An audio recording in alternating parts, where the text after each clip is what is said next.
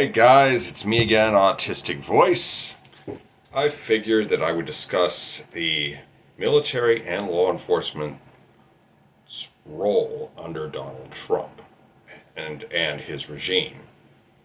You see, the thing is much to my surprise, local law enforcement stepped up against Trump during that incident in L.A., Los Angeles.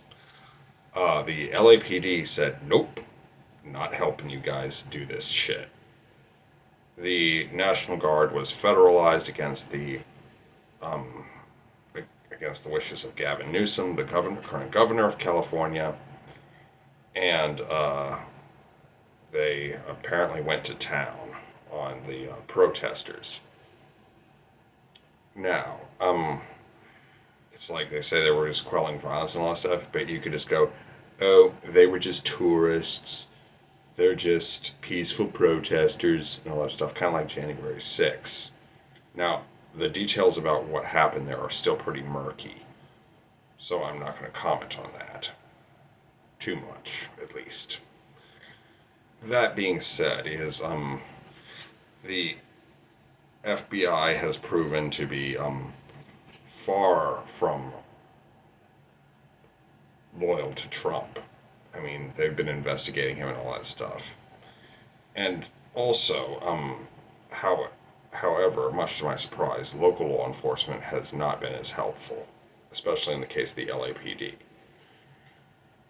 And as far as the military goes, the National Guard did what Donnie ordered them to do.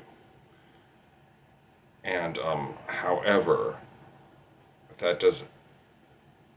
The thing is I always talked about this. Is the military and law enforcement will do as told, and I'm hoping that they prove me wrong. And thankfully, the Los Angeles Police Department did.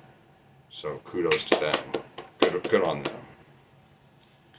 However, organizations like ICE have proven to be Immigrations and Customs Enforcement has proven very loyal to Trump and will do whatever he wants because he's given them a lot of work to do and they're loving it. It's so it seems.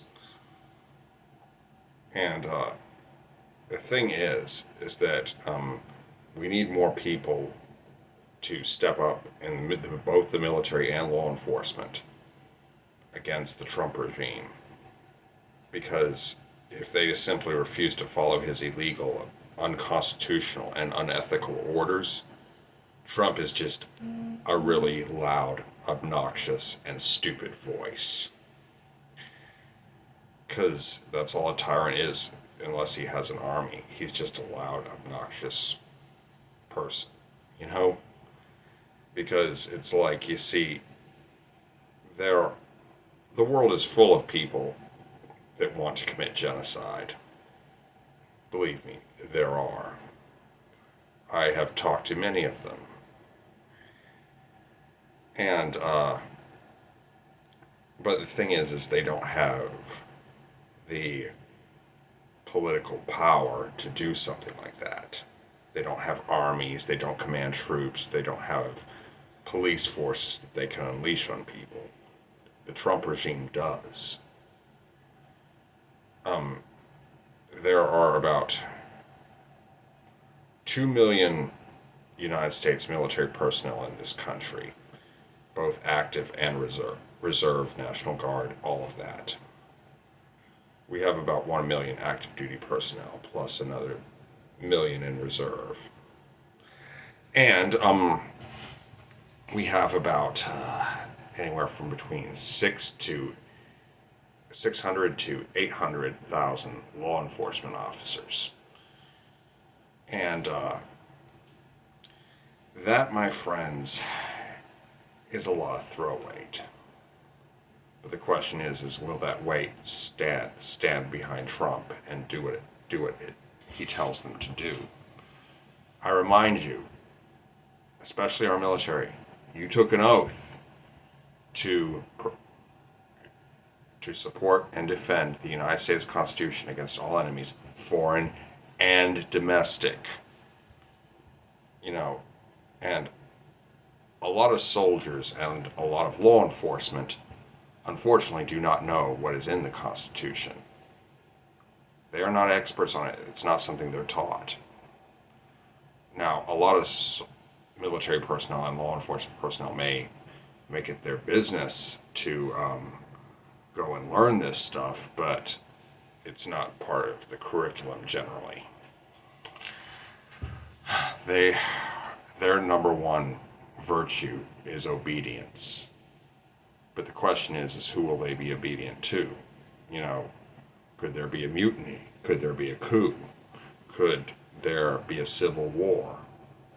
You know, you might see some divide. I don't necessarily think it'll be like, you know, we don't know what will happen here. But Trump is way more dangerous now than he ever was during his first term. And I don't know who will listen to him, but a lot of military personnel seem to like Donald Trump. As do law enforcement, even though Donald Trump unleashed a whole mob on them on January 6th. However, there are people within both law enforcement and the military who will stand up to him. And when they do, a lot of things can happen, and it could potentially start a civil war. And it's going to this could get very, very ugly, guys, and I hope it doesn't. I hope everything remains peaceful. But I'm scared of Donald Trump. I'm just going to be honest. He is a dangerous, emotionally stunted, immature individual with self-esteem issues and just this huge ego that he can't control. He believes he is the chosen one and has said so himself. And to a lot of people, he is literally God. Even if Trump is out of office, do not think he does not have power. That was the mistake too many people made between 2001 to 2020. Well, not 2001, 2021 to 2024. They thought he had no power, but the thing is he still had millions of cult followers who thought he was good, who think he is God. Like, this is extremely dangerous, people. Trump is probably the greatest threat the United States has ever faced. Anyway, that's enough for now. I hope you enjoyed this video. Be sure to like, comment, share, and subscribe. Be good, y'all.